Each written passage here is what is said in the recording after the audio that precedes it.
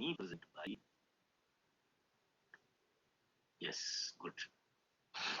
Pranam Aditya. Today we'll be studying the most important topic on which every year there is a question, and that is shifting of tax, Kar Vivartan. It's a long topic. We'll try to cover it in two, but let me start. हम लोगों को शुरू करना पड़ेगा. कर विवर्तन, shifting of tax. What does this mean? इसका मतलब क्या है पहले समझिए. हम लोगों ने कल दो शब्द पढ़े थे. One was impact, the other was incidence. सरकार को तो टैक्स लेना ही लेना है, तो सरकार टैक्स कैसे ले, ये एक प्रश्न उठता है. तो सरकार ने दो विधियां बनाई हैं टैक्स की. एक को हमने कहा डायरेक्ट टैक्स और दूसरे को हमने कहा डायरेक्ट टैक्स. डायरेक्ट टैक्स प्रत्यक्ष कर. प्रत्यक्ष कर माने मेरे ऊपर लगाया गया और मैं इसका भुगतान करता हूं. सरल है. अगर मेरी इनकम पर लगाइएगा, if you tax my income is known. कुछ लोगों की इनकम थोड़ा मुश्किल होती है जानना. For example advocates, for example doctors. कितने मरीज आए, कितने मरीज नहीं आए, उनसे कितनी फीस ली गई, इसका हिसाब रखना थोड़ा कठिन होता है. This becomes a bit difficult. इसी तरह वकील को कितने पैसे मिले, कितने नहीं मिले, it also becomes a bit difficult. तो हर आदमी की इनकम को नापना इज नॉट इक्वली पॉसिबल, लेकिन तब भी इनकम को मेजर तो किया ही जाता है.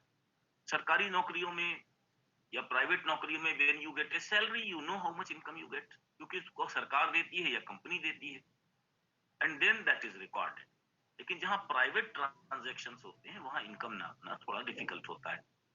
किसी कोचिंग के मालिक की आय, तो उसने कोचिंग में किस आदमी से कितना पैसा लिया और आपको कितना लिख कर दिया. कई बार लिख के भी नहीं देते. तो मकान की आय, you have given a house on rent, तो रसीद आपको उसने पूरी दी कि नहीं दी. There are certain difficulties. लेकिन तब भी इनकम ऑफ प्रॉपर्टी की जो टैक्स है कंपैरेटिवली इजियर है. लेकिन अगर हम कमोडिटीज पर टैक्स लगाएं मुश्किल हो जाए.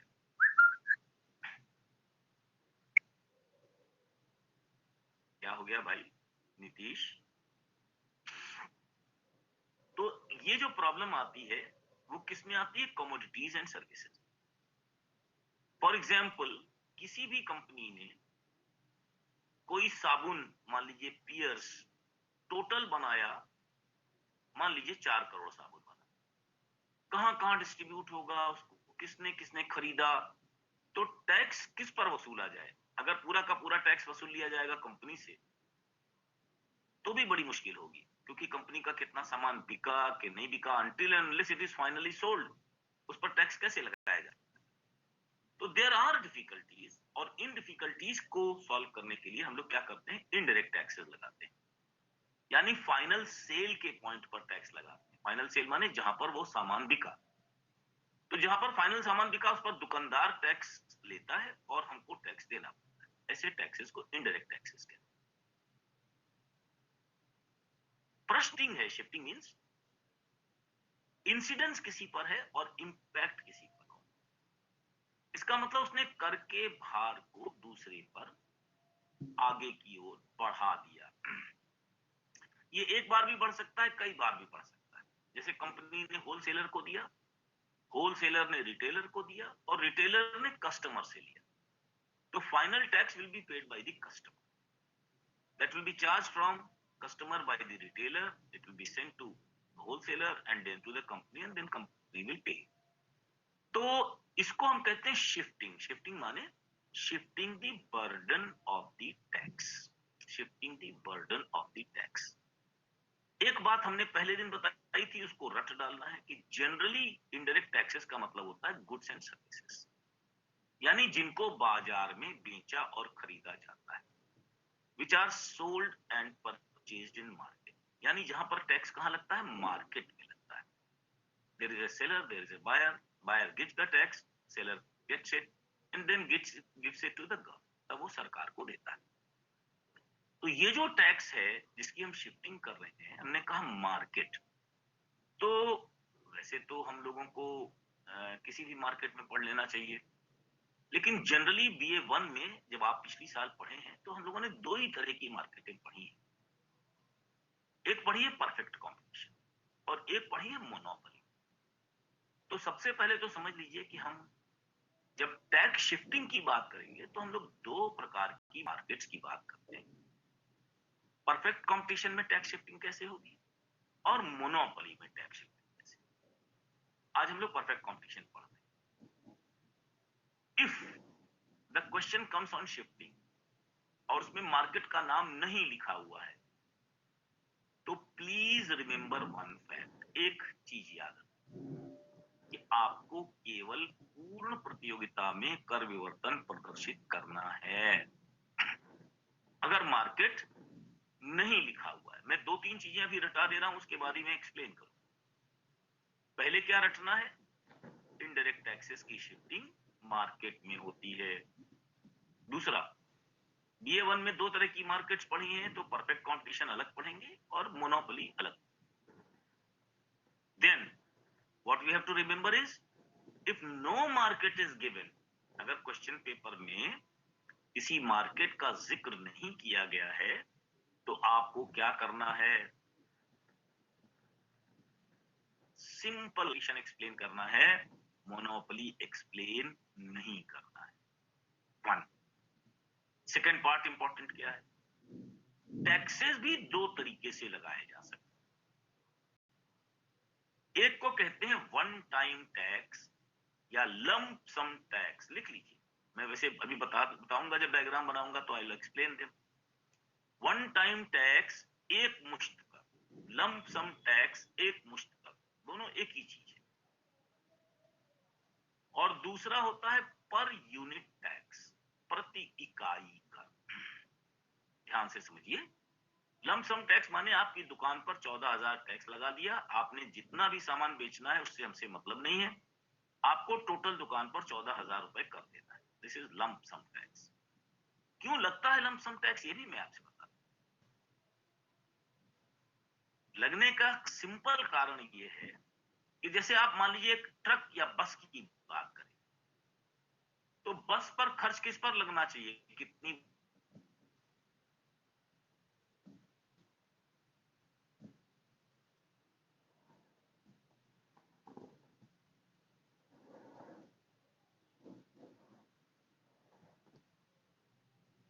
मिले। तो how can we measure it कि ये 15 ही बार गई कि 150 बार गई, किसने 1000 किलोमीटर चली या 4000 किलोमीटर चली। इसके लिए फिर अलग आदमी बैठाना पड़े कि इस टैक्स ट्रक ने इस साल में कितनी सवारियां ढोई, या बस ने कितनी सवारियां ढोई, या ट्रक ने कितना सामान ढोया, कितने किलोमीटर ले गया। अगर हम किलोमीटर वाइज टैक्स लगाएं तो बहुत आराम से ट्रक वाले बेईमानी कर सकते हैं, वो जो ट्रक का मीटर होता है उसको बदलवा देंगे। फिर हम क्या करेंगे, तो हम लोग ट्रकों पर क्या करते हैं, वन टाइम टैक्स लगाते हैं, लंप सम टैक्स लगाते हैं। लेकिन हर चीज पर लंप सम टैक्स नहीं लग सकता। क्रीम खरीदेंगे, पाउडर खरीदेंगे, शर्ट्स खरीदेंगे, पंखे खरीदेंगे, इन पर क्या लगता है, पर यूनिट टैक्स। तो सेल्स टैक्स क्या है, पर यूनिट टैक्स। एक्साइज ड्यूटी क्या है, पर यूनिट टैक्स।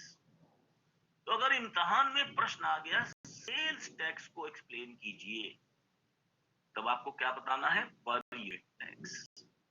मान लीजिए कोई टैक्स का नाम नहीं दिया गया, suppose no name of the tax is given, तब आपको क्या बताना है, पर यूनिट टैक्स। तीसरी चीज रखने की क्या हो गई, if the name of the tax is not given you have to explain per unit tax. If the name of the tax is given तब भी आपको पर यूनिट टैक्स बताना है, क्योंकि कभी भी लंप सम टैक्स पर कोई क्वेश्चन नहीं पूछा जा सकता। It's not possible to. मैं जरूर एक डायग्राम में इसको एक्सप्लेन कर दूंगा, लेकिन इट इज नॉट आस्क्ड। तो तीन चीजें रट गए, पहले हमेशा शिफ्टिंग मार्केट में होगी, नंबर दो नाम नहीं गया होगा तो we will always discuss perfect competition. हम मोनोपोली डिस्कस ही नहीं करेंगे अनलेस एंड अनटिल आस्क। मुझे पिछले 20 सालों में कभी भी याद नहीं है कि मोनोपोली पूछा गया हो। पढ़ाना तो इसलिए पड़ेगा कि suppose it is being asked, तब हम क्या करेंगे? Now that's a problem. So we will teach monopoly but we will teach perfect competition in detail.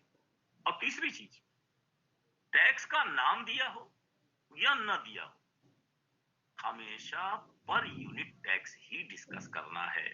कि नाम क्या देंगे? Sales tax, excise duty.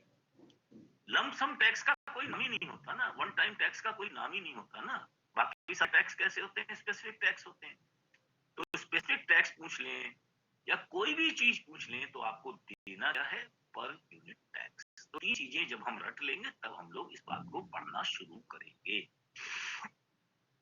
हम लोग पढ़ रहे हैं शिफ्टिंग ऑफ टैक्स, राइट? मैं आश्री त्रिपाठी, क्या हो गया? सर एक बार फिर से लमसम टैक्स एक्सप्लेन कर दीजिए, कैसे मतलब लगाते हैं? हाँ बेटा, डायग्राम से बताओ। क्यों परेशान है आप? ये मेरा काम है, मैं सब बता दूं। और ये भी मेरा काम है कि बता दूं इम्तिहान में क्या पूछा जाए। I do both the things, मैं दोनों काम करूंगा ही, है ना। जब मैं तैयारी करा रहा हूँ तो पढ़ाई की तैयारी करा रहा हूँ, इम्तिहान की तैयारी कर रहा हूँ, राइट। अब हम लोग एक और इम्पोर्टेंट चीज याद रखें कि टैक्स का बर्डन, कर का भार, एक हमारे दिमाग में बैठा हुआ है। पहले से समझ लीजिए, बैठा हुआ है। क्या बैठा हुआ है? कि उत्पादक कर का सारा भार उपभोक्ता पर टाल देता है। This is in our mind, हमारे दिमाग में ये बैठा हुआ है। क्या बैठा हुआ है? कि अगर जूते पर टैक्स लगा, क्या अतुल यादव, क्या प्रॉब्लम है भाई?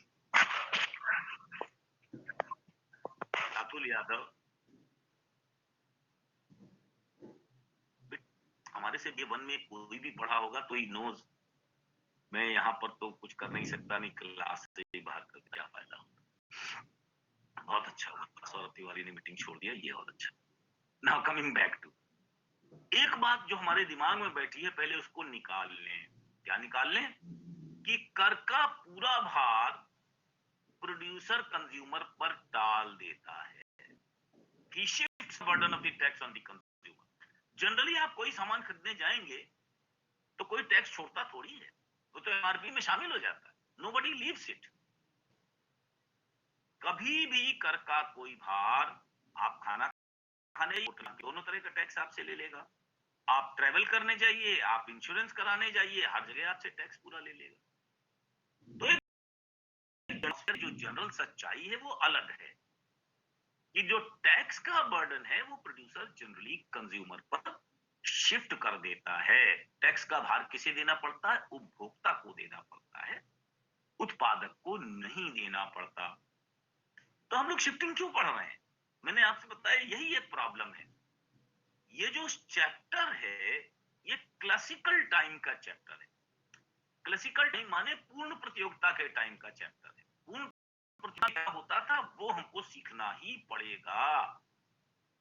तो हम लोग अभी थ्योरी ज्यादा पढ़ रहे हैं, इसका प्रैक्टिस में इस्तेमाल नहीं होगा। तो थ्योरी में क्या होता था? Perfect competition. परफेक्ट कंपटीशन में क्या होगा? पूर्ण प्रतियोगिता, जहां उपभोक्ता और उत्पादक दोनों बड़ी मजबूत स्थिति में है। अब तो पूर्ण प्रतियोगिता पाई नहीं जाती, the perfect competition is not available now. तो हम लोग जो पढ़ रहे हैं वो मानकर चलिए कि 1950 से पहले की चीजें, लेकिन क्योंकि ये इम्तिहान में अभी भी आपके क्लास में है तो मुझको पढ़ाना भी पड़ेगा और इस पर प्रश्न आना ही आना है, इसलिए आपको पढ़ना भी पड़ेगा। Both the persons have to be ready. हम लोग फजूल चीज पढ़ा रहे हैं, आप फजूल चीज पढ़ रहे हैं, इसीलिए हम लोग कहते हैं कि थ्योरी में बहुत सारी चीजें। तो अब हम लोग क्या करने जा रहे हैं कि फिर कल की तरह, हमेशा की तरह स्क्रीन शेयर करेंगे, क्योंकि बिना स्क्रीन शेयर किए हम डायग्राम्स नहीं बना पाएंगे। डायग्राम्स कई तरह के बनाएंगे और आपको समझाते जाएंगे। बिल्कुल सिंपल पहले परफेक्ट कंपटीशन की बात करेंगे। मोनोपोली शायद आज नहीं कर पाएंगे, हो सकता है कि जब नेक्स्ट हमारा क्लास चले, जिस दिन भी चलेगा उस दिन हम लोग देखें। विल सी टू इट कैसा हम लोग देख पाए।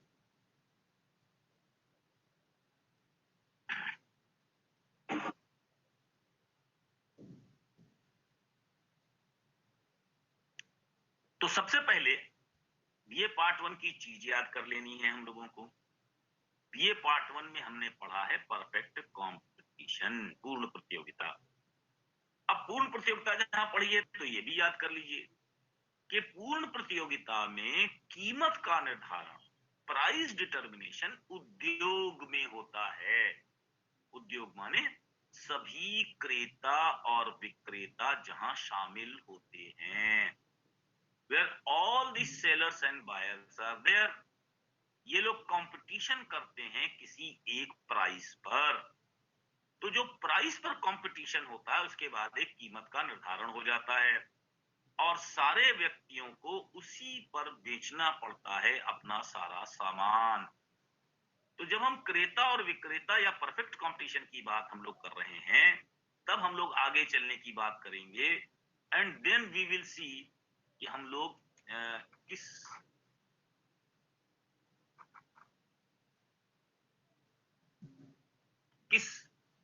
कंपटीशन की बात कर रहे हैं। तो अब हम लोग एक नया डायग्राम जो कि पिछली साल से पढ़ते आए हैं वही हम बता दे रहे हैं, शुरुआत बिल्कुल शुरू से कर रहे हैं। तो परफेक्ट कंपटीशन में हमेशा क्या होता है कि देयर आर सेलर्स जो सप्लाई करते हैं एंड देयर आर बायर्स जो बाई करते हैं, और सप्लाई और डिमांड जिस पॉइंट पर मिल जाती है उस पॉइंट पर हम लोग कहते हैं कि प्राइस डिटरमिन हो गया।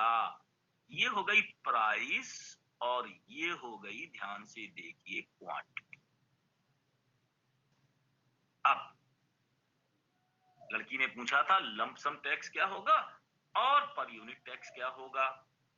लंपसम माने एक मुश्त कर एक साथ लगा दिया, किसी दुकान पर 14,000, किसी ट्रक पर 20,000 टैक्स लगा दिया। जब भी टैक्स लगेगा तो नियम नंबर 1, सप्लाई की लाइन ऊपर हो जाएगी। अगर लंपसम लगेगा तो एक साथ भारी मात्रा में टैक्स लग जाएगा। मान लीजिए इतना सारा टैक्स लग गया।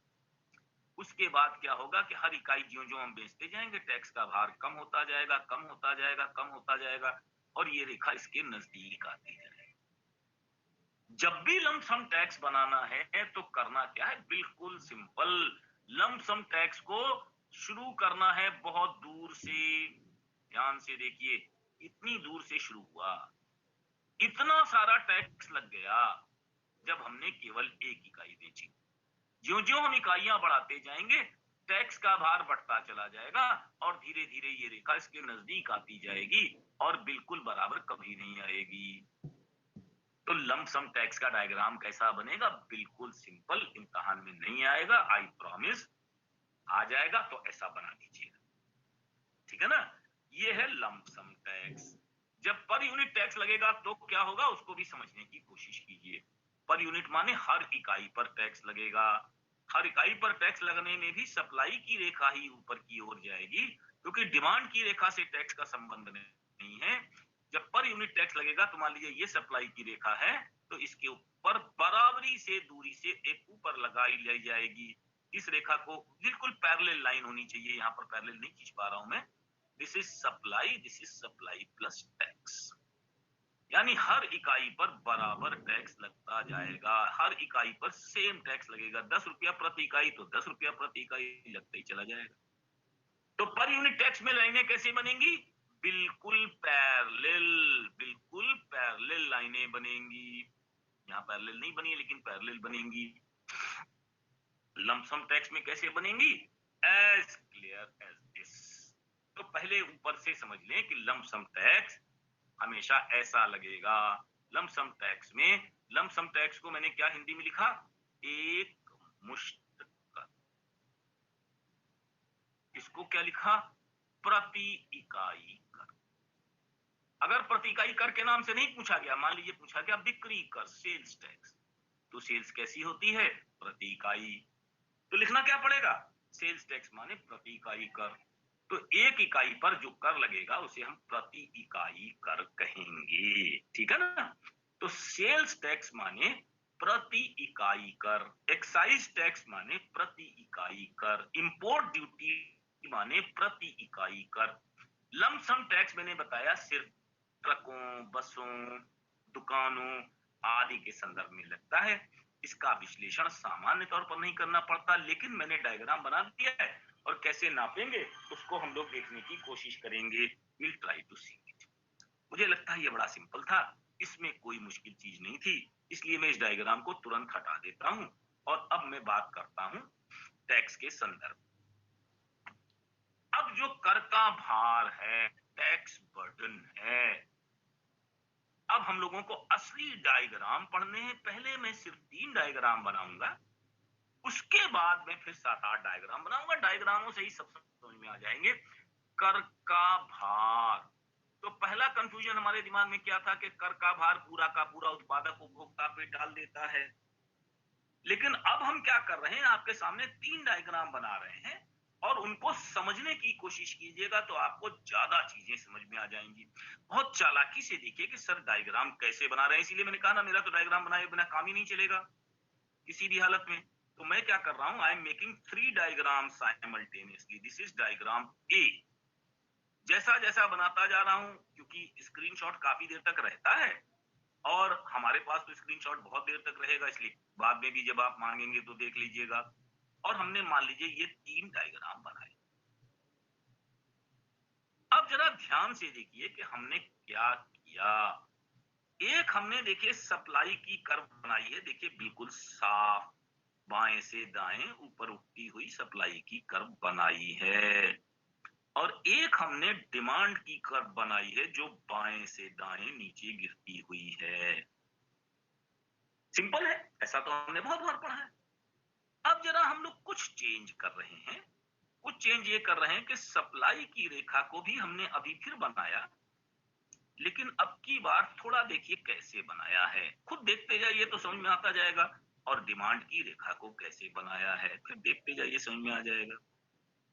तीसरी बार हम क्या कर रहे हैं कि फिर हम सप्लाई की रेखा वैसे ही बना रहे हैं, लेकिन डिमांड की रेखा को थोड़ा ऐसे बना रहे हैं।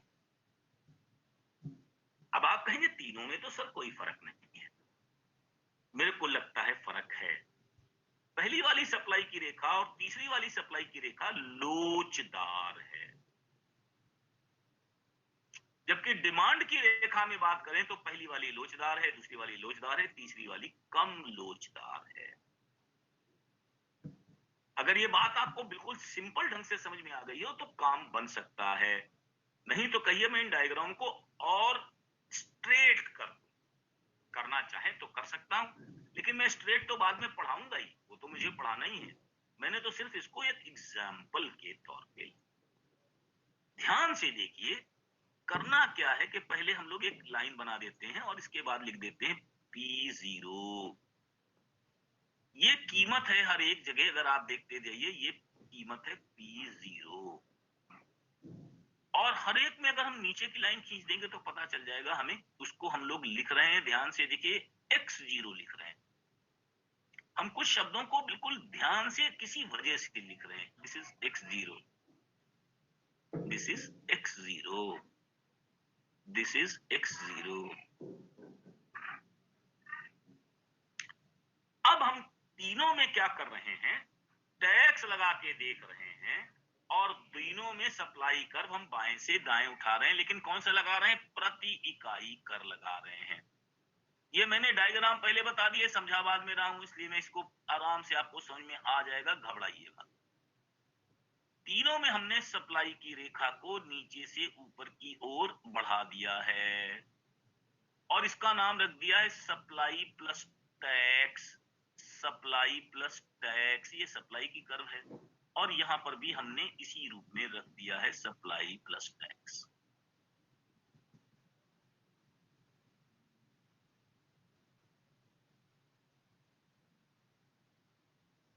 अब जरा तीनों जगहों पर क्या करिए, सिंपल काम करिए कि जो नया इक्विलिब्रियम आया है, पुराने इक्विलिब्रियम का नाम मान लीजिए थोड़ी देर के लिए Z रख दिया हर जगह।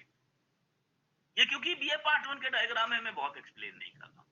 और नए वाले का नाम हमने रख दिया Q, थोड़ी देर के लिए हमने नए वाले का नाम रख दिया Q।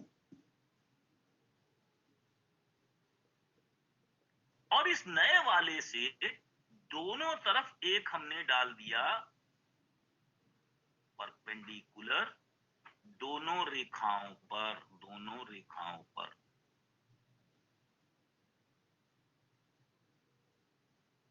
दोनों रेखाओं पे डाल दिया। कुछ चीजें आपको अपने आप दिखने लगेंगी, जब मैं डायग्राम बना रहा हूं तो अपने आप दिखने लगेगा कि क्या मेरा मतलब है।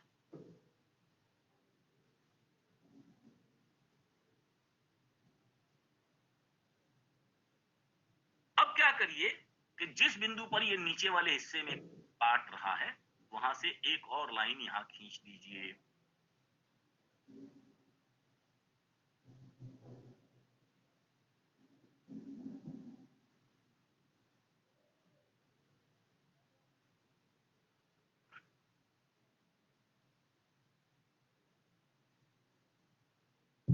अब समझने की कोशिश कीजिए। नए नाम को लिख दीजिए x1,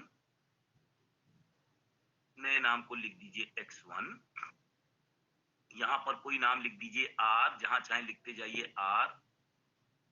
तो नया प्राइस हो गया P1, नया प्राइस हो गया P1, नया प्राइस हो गया P1, और यहां पर लिख दिया P2।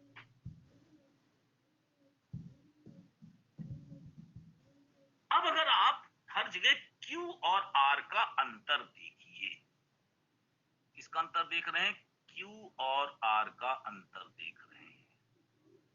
Q और R का अंतर क्या है? बिल्कुल ध्यान से समझिए, यही टैक्स है प्रति इकाई कर। कहीं पर भी ये नापेंगे ये बराबरी होगा, क्योंकि एक इकाई पर बराबरी कर लग रहा है, तो ये Q बराबर R हर जगह उतना ही होगा, फिक्स्ड होगा, रेट बिल्कुल फिक्स्ड है। अब Q बराबर R जो है वो है हमारा टोटल टैक्स। Q R जो है वो हमारा है टोटल टैक्स। ये जो टोटल टैक्स है ये किस पर पड़ा, कितना पड़ा, जरा ध्यान से देखिए, कुछ मजेदार चीजें दिखाई देंगी। जैसे उदाहरण के लिए इस वाले हिस्से में देखें तो जो ये दूरी है और जो ये दूरी है काफी हद तक बराबर लग रही है। क्या है उसको समझा देता हूं अभी। लेकिन अगर इस वाले में देखें तो ये वाली दूरी जो ऊपर वाली है थोड़ी कम लग रही है, नीचे वाली थोड़ी ज्यादा लग रही है। इस वाले में ऊपर वाली दूरी थोड़ी ज्यादा लग रही है, नीचे वाली थोड़ी कम लग रही है। मैं इन तीनों को समझाने की कोशिश कर रहा हूं। समझने की बात यह है कि अगर हम तीनों को, जो अभी मैंने डायग्राम बनाए, अगर मैं एक शब्द और जोड़ दूं तो बड़ा काम चल जाएगा। जैसे जब टैक्स लगा, चित्र ए को देखिए पहले, तो वस्तु की कीमत P से बढ़कर P1 हो गई, P से बढ़कर P1 हो गई। तो जो कीमत बढ़ी वो कौन देगा?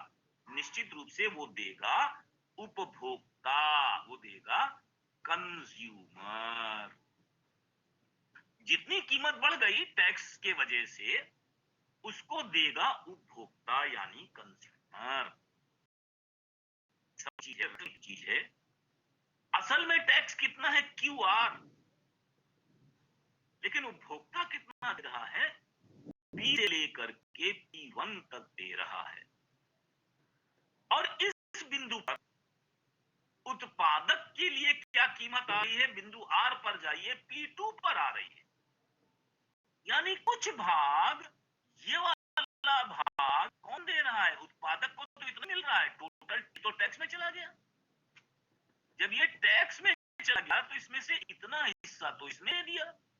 ये बाकी हिस्से का भाग कौन वहन करेगा? प्रोड्यूसर। अभी मैं केवल डायग्राम से समझा रहा हूं, मैं बहुत अच्छे आराम से डायग्राम से समझा, चिंता करने की बात। यानी अगर टैक्स लगने से कीमत बढ़ती है, पहली क्या चीज समझ में आई? टैक्स लगने से कीमत बढ़ती है, बढ़ेगी ही बढ़ेगी, वरना टैक्स लगा ही क्यों है? तो अगर कीमत बढ़ती है तो जितनी कीमत बढ़ेगी उतना भाग कौन देगा? ये समझने की बात है। उतना भाग उपभोक्ता को देना पड़ेगा। लेकिन अगर जितनी टैक्स लगा है उससे कम कीमत बढ़ रही है, यहां पर टैक्स कितना लगा है? P1 P2, लेकिन उपभोक्ता को कितना देना पड़ रहा है? P से P1। यानी थोड़ा हिस्सा टैक्स का बच गया। क्यों बच गया? ये सोचने की बात है, उसको हम लोग समझेंगे। अभी तो मैंने केवल डायग्राम आपको एक्सप्लेन किया है। तो वो हिस्सा आखिर कौन देगा? वह उत्पादक को देना पड़ेगा। मैं 3 डायग्राम कैसे बनाए हैं जरा ध्यान से देखिए, इनको एक्सप्लेन करने से पहले भी समझा दे रहा हूं। एक में यहां अगर देखें तो लगभग लगभग दोनों बराबर दे रहे हैं। यहां देखें तो उपभोक्ता कम दे रहा है, उत्पादक ज्यादा दे रहा है। यहां देखें तो उपभोक्ता ज्यादा दे रहा है, उत्पादक कम। मैंने 3 डायग्राम बनाए हैं। एक बात पक्का हो गया, इन तीनों डायग्रामों में कर का भार, इन तीनों डायग्रामों में कर का भार उपभोक्ता और उत्पादक दोनों बांट रहे हैं। जबकि हमारे दिमाग में सिंपल सी बात उठती है कि अगर कर लगाएगा तो निश्चित रूप से उत्पादक उसे क्यों देगा अपनी जेब से? उसको तो सारा का सारा भार उपभोक्ता पर टाल देना चाहिए। लेकिन यहां तो हमने तीनों डायग्राम देखे पूर्ण प्रतियोगिता के, और तीनों डायग्रामों में ऐसा नजर नहीं आया। कुछ हिस्सा उपभोक्ता बर्दाश्त कर रहा है, हर हिस्से में क्या कर रहा है, पी से P1 उपभोक्ता दे रहा है और पी से P2 उत्पादक दे रहा है। अब इसको जरा समझने की कोशिश करेंगे और हम एक ही डायग्राम पहले एक्सप्लेन करेंगे, उसके बाद बाकी सारी चीजें आपको बताने की कोशिश करेंगे। पहले समझिए कि अगर थोड़ी देर के लिए हम एक एग्जांपल ले लें, टी का एग्जांपल ले, चाय का एग्जांपल ले। चाय की पूरे मार्केट में बड़ी सेल है, लाखों लोग चाय पीते हैं और चाय की सप्लाई कुछ इस तरीके की है, कुछ लोग सस्ते दाम पर बेचते हैं और कुछ लोग महंगे दामों पर बेचते हैं। किस वजह से वो बात की बात है, लेकिन दाम बढ़ता जाता है। यदि यदि क्या होता है, प्राइस बढ़ेगा तो सप्लाई बढ़ेगी, प्राइस घटेगा तो डिमांड घटेगी। मान लीजिए कि ये टोटल प्राइस का दाम चाय का है 5 रुपए पर कप, और इस दाम पर लगभग मान लीजिए कि प्रतिदिन प्रयागराज में 5 लाख कप चाय बनती। सरकार को लगा कि अगर हम 1 रुपया टैक्स लगा दें तो 5 लाख लोग चाय पीते हैं, तुरंत हमको कितना फायदा हो जाएगा, 5 लाख रुपए का फायदा हो जाएगा। तो सरकार ने कहा लाओ 1 रुपया हम टैक्स लगा देते हैं। और 1 रुपए टैक्स लगाने के कारण चाय की जो सप्लाई है वो सब नेचुरली सबके लिए महंगी हो गई, क्योंकि बेचारा चाय का उत्पादक करेगा क्या, उसके लिए तो ये महंगी हो ही जाएगी। तो अब ये जो पहला था सप्लाई, अब हो गई सप्लाई विद टैक्स। लेकिन जैसे ही दाम बढ़ाया, ध्यान से देखिए कितना दाम बढ़ाया हमने। मान लीजिए कि हम पूरा 1 रुपए बढ़ा देते दाम, अगर हमने 8 आने बढ़ाया तो भी हमारे ग्राहक कम हो जाएंगे। देखिए ध्यान से, 5 लाख की जगह हो सकता है 4,75,000 बचे। और अगर कहीं हम दाम पूरा 1 रुपए बढ़ा दें तो हो सकता है कि हमारे जो कस्टमर हैं वो घटकर हो जाए 4 लाख। अब पहले 5 लाख चाय बिकती थी, 5 रुपए में बिकती थी, 1 रुपया फायदा होता था तो 5 लाख रुपए दुकानदारों का फायदा हो जाता था। अब सरकार ने टैक्स बढ़ा दिया।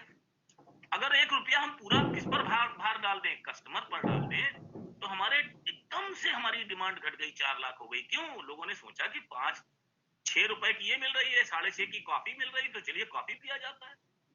चाय छोड़कर लोग कॉफी पीने लगते हैं। तो डिमांड एकदम से घट गई, 1 लाख की घट गई। तो ऐसा करते हैं वो लोग कि चलो थोड़ा प्रॉफिट में से दे देते हैं और थोड़ा दाम बढ़ा देते हैं। चाय का दाम 5 रुपए 50 पैसे कर देते हैं, और अगर हमने दाम किया 5.50, क्योंकि सरकार को तो 1 रुपया टैक्स लेना है, तो हमको मिलेगा 4.5 ही मिलेगा। यानी प्रति कप हमको कितना मिलेगा, 8 आने कम मिलेगा।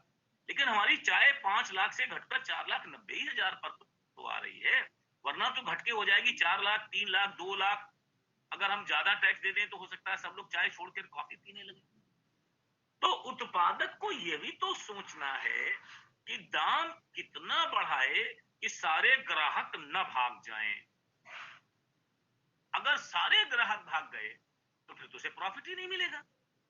इसलिए वो पूरे दाम क्यों बढ़ाए, थोड़े से दाम बढ़ाता है और थोड़ा अपने लाभ को कम कर देता है। परफेक्ट कंपटीशन में ध्यान से देखिए, जो सप्लाई कर रहे हो क्या बता रही है, इस बिंदु पर भी तो सप्लाई करने के लिए लोग तैयार हैं, इनको तो प्रॉफिट हो ही रहा था। जिनके दाम बढ़ गए वो भाग गए मार्केट से, तो अब ये सप्लाई तो कम हो गई। लेकिन अगर ज्यादा दाम बढ़ जाएंगे तो इतने लोग दुकानदार छोड़ के भाग जाएंगे और प्रॉफिट बहुत कम हो जाएगा। अब हम लोगों को कुछ बात समझ में आ रही है कि अगर पूरा भार उपभोक्ता पर टाल दें तो क्या हो सकता है।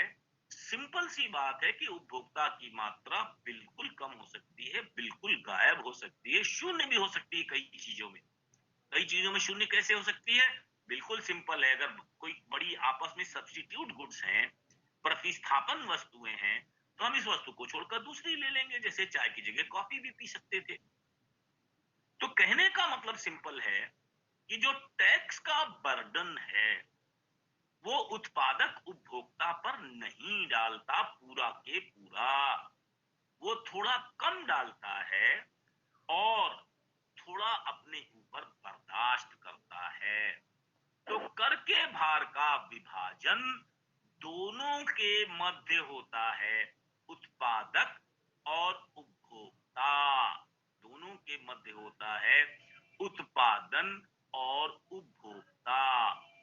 अगर इतना समझ में आ गया हो तो मैं पहले 3 डायग्राम और फिर 5 डायग्राम बना के समझा सकता हूं कि कितना भार किस पर पड़ना चाहिए और किन परिस्थितियों में। अब हम लोग पढ़ने जा रहे हैं कर विवर्तन की जो असली समस्या है वो क्या है। असल में जो कर विवर्तन होता है, शिफ्टिंग होती है, that depends upon elasticity of demand and elasticity of supply। मैंने केवल 3 पहले डायग्राम बना रहा हूं, फिर मैं बाद में बहुत सारे बना दूंगा या एक ही में बहुत सारे बना दूंगा। तो पहली चीज हमको क्या पढ़नी है, कर विवर्तन पर सबसे ज्यादा प्रभाव पड़ता है इलास्टिसिटी ऑफ डिमांड का, यानी मांग की लोच का और पूर्ति की लोच का। तो पहले जो डायग्राम पढ़ रहे हैं उसमें हम क्या पढ़ रहे हैं, ES बटे ED कितना है, किस पर ज्यादा बोझ पड़ेगा, ये हम लोग देखने की कोशिश कर रहे हैं। तो हम लोगों ने 3 डायग्राम जो बनाए थे, लगभग उनके मिलते जुलते डायग्राम हम की बड़ा स्पष्ट कर दूंगा। क्या स्पष्ट कर दूंगा कि कहां सप्लाई की इलास्टिसिटी ज्यादा है, ताकि आपको ये पता चल जाए कि बोझ किस पर ज्यादा पड़ेगा। फिर हम लोग एक एक मांग की लोच को अध्ययन करके देखेंगे और फिर ये बता सकते हैं आराम से कि क्या होने वाला है या what is going to happen. तो हम लोग समझ पाएंगे आराम से। पहले हमने क्या किया कि पहले वाले में हमने सप्लाई की रेखा को बहुत कम लोचदार बनाया, यानी बिल्कुल बाएं से दाएं ऊपर की ओर। तो इलास्टिसिटी ऑफ सप्लाई को हमने क्या किया, लेस देन 1, बहुत कम कर दिया। जबकि मांग की लोच को हमने खूब लोचदार बना दिया, इलास्टिसिटी ऑफ डिमांड को हमने खूब लोचदार बना दिया।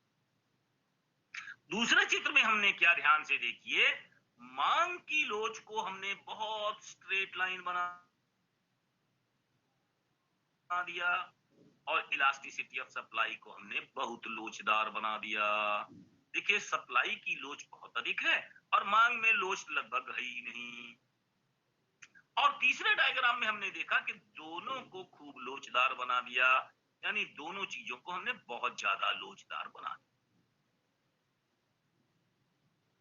अब सब में बिल्कुल सिंपल है, बिल्कुल डायग्राम उसी तरीके से बनाइए। ये हो गया P0, ये हो गया आपका X0। हर जगह आपको करना क्या है, बिल्कुल सिंपल सिंपल P0 बनाना है और फिर आपको P0 बनाना है और X0 बनाना है। अब क्या करना है, सब में दाम बढ़ा के देखना है। तो हमने क्या किया, सप्लाई के दाम बढ़ा दिए और ये हमने इसके पैरेलल एक रेखा खींच दी जो इसके पैरेलल जा रही है। फिर हमने इसके पैरेलल एक रेखा खींच दी जो जा रही है। हमेशा टैक्स माने सप्लाई की रेखा बाईं तरफ ऊपर चली जाएगी। और फिर हमने तीसरी तरफ भी बना के देख लिया, ध्यान से देखते जाइए। ऊपर लिख लीजिए, यहां पर क्या है, elasticity of demand is greater than elasticity of supply, या क्या लिख सकते हैं, elasticity of supply is less then elasticity of demand. चित्र नंबर 1 में पूर्ति की लोच कम है, मांग की लोच ज्यादा। दूसरे वाले चित्र में क्या है, elasticity of supply is greater than elasticity of demand, और यहां पर elasticity of supply is equal to elasticity. अब जरा नए जगह से क्या करना है, हमको सिर्फ एक स्ट्रेट लाइन खींचनी है, और नए रंग से जब स्ट्रेट लाइन खींचेंगे तो जरा देखिए दाम कितना बढ़ा और उत्पादक के लिए कितना नुकसान हो गया। बहुत साफ अंतर दिखना चाहिए P1 और P2 के बीच में। P से P1 कितना कम है, यानी बोझ किस पर कम पड़ रहा है, ध्यान से देखिए, उपभोक्ता। और दाम किस पर बहुत ज्यादा पड़ रहा है, उत्पादक। अब तो बड़ा आराम से लिख सकते हैं, अन्य बातें समान रहने पर यदि पूर्ति की लोच मांग की लोच से कम है, other things remaining same, if the elasticity of supply is less than elasticity of demand, the burden will be more on producer and will be less on consumer। अब इसको तो बहुत बिल्कुल डायग्राम से ही दिख रहा है, जो उपभोक्ता को दाम बढ़ा हुआ दिख रहा है वो तो बहुत कम है, P से P1 है, बहुत छोटा सा है, और जो P से P2 है, उत्पादक पर जो दाम पड़ रहा है वो बहुत ज्यादा है। ये कब है, जब पूर्ति की लोच कम है और मांग की लोच ज्यादा है। ध्यान से देखते रहिए। अब हम लोग क्या करने जा रहे हैं, जहां पर बिल्कुल उल्टा हो रहा है। अब अगर हम देखें यहां से यहां तक उतना टैक्स ला कर दे, अब की बार उत्पादक पर बिल्कुल भार नहीं पड़ रहा है, लगभग शून्य पड़ रहा है, और उपभोक्ता पर बहुत ज्यादा भार पड़ रहा है। साफ साफ दिखाई देगा अब की बार P1 ज्यादा हो गया और P2 कम हो गया। ये कब हुआ, जब पूर्ति की लोच मांग की लोच से ज्यादा है, यानी मांग की लोच पूर्ति की लोच से कम है। और तीसरा डायग्राम क्या बना दिया, जब दोनों की लोचें बराबर हैं, तो ध्यान से देखिए दोनों लाइनें, जो भी दोनों लाइनें बनेंगी वो लगभग एक बराबर बननी चाहिए, करीब एक बराबर बननी चाहिए। यानी अगर दोनों मांग की लोचें बराबर हैं तो दोनों पर बराबर भार पड़ेगा। यानी परिवर्तन किसके आधार पर हो रहा है, पूर्ति की लोच बटे मांग की लोच। अगर मांग पूर्ति की लोच कम है तो सारा भार उत्पादक पर, अगर पूर्ति की लोच ज्यादा है तो ज्यादा भार उपभोक्ता पर, और अगर दोनों बराबर हैं तो दोनों पर बराबर भार पड़ेगा। बिल्कुल सिंपल है, ES अपॉन EV। अगर आप इसे फार्मूले से बनाएं तो और आराम से समझ में आ जाएगा। फार्मूला क्या है, बहुत साफ पढ़ा है। अगर हम पूर्ति की लोच का फार्मूला निकालें तो क्या निकालते हैं, rate of change in supply बटे supply, rate of change in demand बटे डिमांड। आराम से निकालिए। रेट ऑफ चेंज कैसे निकलेगा, बिल्कुल ठीक है, नई सप्लाई बटे पुरानी सप्लाई। तो ये पुरानी सप्लाई हो गई और ये नई सप्लाई हो गई, तो रेट ऑफ चेंज क्या हुआ, इन दोनों के बीच बटे इतना। और रेट ऑफ डिमांड कैसे निकालते हैं, और भी सिंपल है, change in rate of demand माने डिमांड में कितना परिवर्तन हो गया उसको निकाल सकते हैं, और प्राइस, दोनों को भाग किससे देते हैं, प्राइस से। चेंज इन प्राइस माने new price minus old price बटे ओल्ड प्राइस। फॉर्मूले से निकाल लीजिए, कैसे निकाल लीजिए, डायग्राम से बना दीजिए, it is as simple as that. मैं आपको इसको और आसान तरीके से एक बार समझा देता हूं, एक बार और आसान तरीके से समझा देता हूं, ताकि कहीं से आपको ये न लगे कि आपको कंफ्यूजन हो रहा है। चलिए हम लोग क्या कर रहे हैं, अब की बार 5 वस्तुएं ले रहे हैं, 1 2 3 4 5 अपने मन से ले रहे हैं, और सबकी सप्लाई को फिक्स्ड मान ले रहे हैं, या जैसे भी मान ले रहे हैं, सप्लाई की बात ही नहीं कर रहे। अब अगर कोई ऐसी वस्तु है, ध्यान से देखिए, जिसे हमने कहा जीवन रक्षा की वस्तु, ऐसा डॉक्टर, इसकी डिमांड कर्व कैसी होगी, बिल्कुल स्ट्रेट लाइन होगी। डिमांड कर्व कैसी होगी, स्ट्रेट लाइन। इंजेक्शन दवाई चाहिए तो चाहिए, नहीं चाहिए तो नहीं चाहिए, मर जाएंगे आप इसके बिना। तो अगर इसका दाम P हो और सरकार टैक्स लगा दे तो जो सप्लायर है वो पूरा दाम बढ़ा देगा, उसको क्या देने की अपनी जरूरत है, क्योंकि आपको तो खरीदना ही खरीदना है। तो अगर elasticity of demand is equal to 0 तो किस पर पूरा भार पड़ेगा, उपभोक्ता पर पड़ेगा। तो उत्पादक पर क्यों पड़ेगा? उत्पादक जानता है कि इस आदमी को वस्तु खरीदनी ही खरीदनी है। तो इलास्टिसिटी ऑफ डिमांड अगर जीरो है तो उत्पादक सारा भार किस पर डाल देगा? निश्चित रूप से उपभोक्ता पर डाल देगा। अगर इलास्टिसिटी ऑफ डिमांड कम है, बहुत कम है, हम लोग बात कर लें कि मान लीजिए इलास्टिसिटी ऑफ डिमांड बहुत ही कम है, बहुत ही कम है, लेस देन 1 है, तो निश्चित रूप से भार किस पर ज्यादा पड़ेगा? आप खुद देखते रहिए। ये दाम था, अगर टैक्स बढ़ेगा तो किस पर ज्यादा पड़ने वाला है? निश्चित रूप से उपभोक्ता पर। उपभोक्ता इस सामान को खरीदेगा ही खरीदेगा, तो इसका ज्यादा भार किस पर डाल देगा? निश्चित रूप से उपभोक्ता पर डाल देगा। इसके विपरीत अगर किसी चीज की मांग की लोच इंफिनिटी है, इंफिनिटी माने मान लीजिए बिल्कुल अगर आपने एक भी पैसा बढ़ाया तो सारे ग्राहक भागे। तो अगर मान लीजिए कि सप्लाई कर्व यहां पर था, टैक्स लगने के बाद सप्लाई कर्व यहां पर आ गया, सप्लाई प्लस टैक्स, ध्यान से देखिए सारा बोझ कौन उठाएगा? उत्पादक उठाएगा, वरना लोग भाग जाएंगे, सामान ही नहीं खरीदेंगे।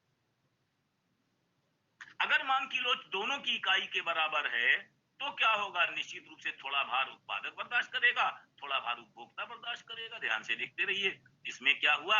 हमने जैसे ही बढ़ाया दाम तो दोनों जनों ने थोड़ा थोड़ा हिस्सा बांट लिया। तो परफेक्ट कंपटीशन में है क्या?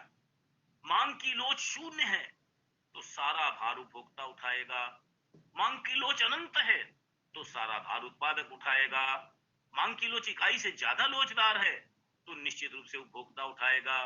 इकाई से कम लोचदार है तो उत्पादक उठाएगा, वगैरह वगैरह। जैसे मैंने मांग की लोच बताई वैसे मैं पूर्ति की लोच बता सकता हूं। अगर मान लीजिए पूर्ति की लोच शून्य है तो क्या करेंगे आप? खरीदना आपको है, जब आपको खरीदना है तो सारा दाम आपको देना पड़ेगा। मैं सिर्फ आपको डायग्राम तो 20 बना सकता हूं, लेकिन उसका कोई फायदा नहीं होने वाला। आपको समझ में तभी आएगा जब आप ये समझने की कोशिश करेंगे कि दाम बढ़ने से किसके ऊपर ज्यादा इंपैक्ट पड़ेगा और किसके ऊपर कम इंपैक्ट पड़ेगा। तो हम लोगों ने जो सिंपल फॉर्मूला निकाला वो क्या निकाला? इलास्टिसिटी ऑफ सप्लाई बटे elasticity of demand. If ES is greater than ED, if ES is equal to ED, या ES is less than ED। ये 3 डायग्राम से भी काम चल सकता है। या एक ही डिमांड कर्व बना दीजिए। बहुत तरीके के डायग्राम है, मेरे पास इतना टाइम नहीं है कि मैं सारे डायग्राम सब। मान लीजिए ये डिमांड कर्व है, तो ये डिमांड कर्व है, आप जानते हैं इसके बिल्कुल बीच वाले बिंदु पर क्या होता है? Elasticity is equal to 1। ऊपर क्या होता है? Elasticity is greater than 1। यहाँ क्या होता है? इन्फिनिटी के बराबर होती है। यहाँ पर क्या होता है? Elasticity of demand is less than 1। यहाँ पर क्या होता है? Elasticity of demand is equal to 0। अब इन एक ही डिमांड कर्व पर पांचों चीजें दिखाई जा सकती हैं। तो कहने का मतलब बड़ा सिंपल है, डायग्राम 50 बनाइए, 100 बनाइए, लेकिन समझ में आपको आना चाहिए पुरानी परिभाषाओं के हिसाब से कि अगर कर लगता है तो कर का विवर्तन कैसे होगा? निर्भर करेगा पूर्ति की लोच और मांग की लोच पर। यानी उत्पादक उसको सप्लाई करने में कितना समर्थ है और मांग में कितनी कमी आ रही है। ऐसी वस्तुएं जिनकी स्थानापन्न बहुत सारी वस्तुएं हैं तो वहां मांग की लोच इन्फिनिटी होती है। आपने दाम बढ़ाया, लोग भाग गए, तो उत्पादक दाम नहीं बढ़ाता क्योंकि उसका सामान ही नहीं बिकेगा। और ऐसी वस्तु जिसकी मांग की लोच शून्य है, खरीदना ही खरीदना है, तो उत्पादक सारा दाम बढ़ा देता है। तो उत्पादक उपभोक्ता की परिस्थिति को देखता है और उस हिसाब से दाम तय करता है। अब मेरे को लगता है कि इतने में आपको समझ में आ जाना चाहिए। फिर भी नहीं आया हो तो आप सवाल पूछ सकते हैं, क्योंकि मेरा टाइम फिर इसके बाद दूसरे क्लास का शुरू हो जाता है। तो मैं क्या कर रहा हूँ, पहली थोड़ी देर के लिए स्टॉप शेयरिंग करता हूँ और वापस जाता हूँ।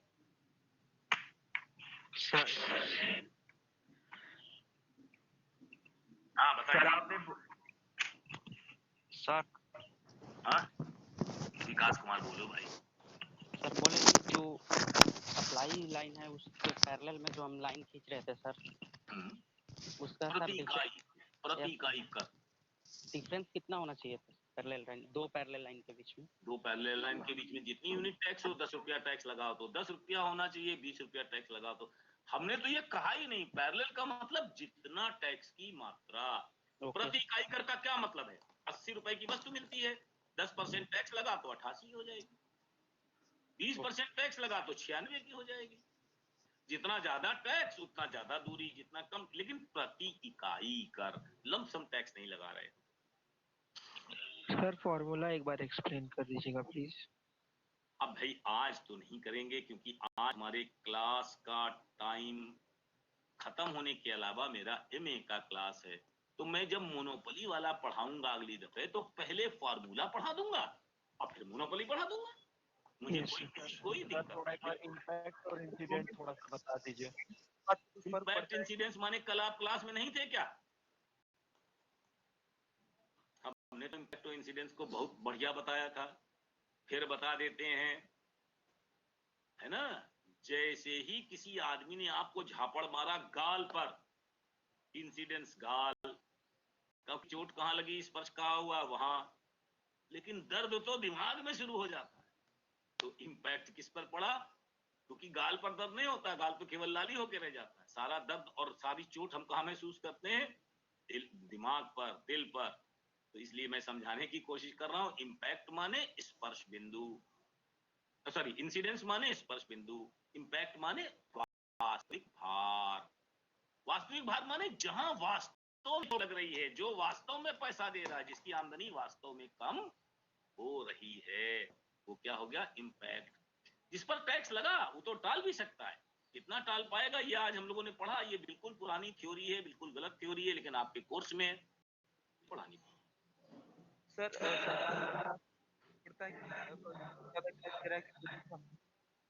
अरे भाई सरकार किस पर टैक्स लगाती थैंक यू दिखता? सर। सरकार लगाती है पान पराग पर टैक्स, सरकार लगाती है सिगरेट पर टैक्स, सरकार लगाती है शराब पर टैक्स। जो तुम छोड़ोगे नहीं उन चीजों पर टैक्स लगाती है, क्योंकि उनको तो तुम खरीदोगे ही खरीदोगे। बहुत सी ऐसी चीजें हैं जिन पर टैक्स लगा दे तो आप शायद खरीदना ही बंद कर देंगे। तो सरकार भी बड़ी चालाक है, वो जानती है कि किस पर टैक्स लगना चाहिए, किस पर नहीं लगना चाहिए। जिन वस्तुओं की मांग की लोच कम होगी सरकार उसी पर टैक्स लगाएगी। फिर पढ़ा देंगे। बेटा दूसरा क्लास है, समझा करो, मैं अकेले तुम्हारी क्लास के लिए नहीं हूँ। हाँ बेटा। Sir, in case of perishable goods, who bear more burden? बेटा पेरिशेबल गुड्स माने अगर उसने नहीं बेची तो उसका नुकसान। सप्लाई की इलास्टिसिटी क्या हो गई? कम। सीधा है ना, जोड़ो इलास्टिसिटी से। अगर उसने नहीं बेची तो सामान खराब हो जाएगा। तो अगर उसका सामान खराब हो जाएगा, कहेगा कम में दोगे कि नहीं दोगे? कहेगा ले जाओ भाई, नहीं तो सामान खराब हो जाएगा, कुछ है पैसा मिले। तो अपने आप दिमाग लगाओ, दिमाग लगाने से बहुत काम हो जाएगा, बढ़िया काम हो जाएगा। हाँ बोलो। सर हमारा क्वेश्चन आज की क्लास से नहीं है, कल की क्लास, कल या परसों क्लास से सर। अब आए थे कि नहीं आए थे पहले तो ये बता। क्लास किया था सर, जो बुक से पढ़ा था सर, उसमें डाउट है तो सर पूछना चाहते हैं। पूछ लीजिए। Sir principle of equi marginal utility, sir इसके बारे में थोड़ा सा एक्सप्लेन कर देंगे। Principle of equi marginal utility भैया बीए 1 का भी नहीं है, इंटर का चैप्टर है। बताओ कैसे पढ़ाएं इसको? Principle of equi marginal utility कहता है कि जितना खर्च करना हो ऐसे खर्च करो कि हर क्षेत्र से मिलने वाली यूटिलिटी समान हो। सबसे पहले कौन सी वस्तु खरीदो? जिसकी यूटिलिटी ज्यादा है, उसको तब तक खरीदते रहो जब तक उसकी यूटिलिटी दूसरे के बराबर ना हो जाए, फिर दोनों को खरीदो जब तक तीसरे के बराबर ना हो जाए। पैसे ऐसे खर्च करने चाहिए जिसमें ज्यादा यूटिलिटी उसको पहले खरीदो, जिसमें कम यूटिलिटी से बाद खरीदो। तो धीरे धीरे जिसको भी खरीदोगे उसकी यूटिलिटी कम होने लगेगी। तो निश्चित रूप से आपको क्या करना है, कैसे खर्च करना है, किस थैंक यू सर। सर कल राजा ज्वाइन नहीं कर पाए थे सर। अब हम भैया ज्वाइन करने की जिम्मेदारी तो शायद हमारी नहीं है, हम ज्वाइन कर लेते हैं, इसकी जिम्मेदारी हमारी है और किसी की नहीं। सर कल जो हाँ साक्षी बोलो। सर कल जो निकोलस कैल्डेकर से जो हमने थ्योरी पढ़ी थी, डायग्राम पढ़ा था डायरेक्ट टैक्स प्रॉफिट का वर्सेस इनडायरेक्ट टैक्स। तो वो जो गुड बता रहा था, सर वो पीपल्स के लिए गुड था। कोई भी गुड किसके लिए होगा बिटिया?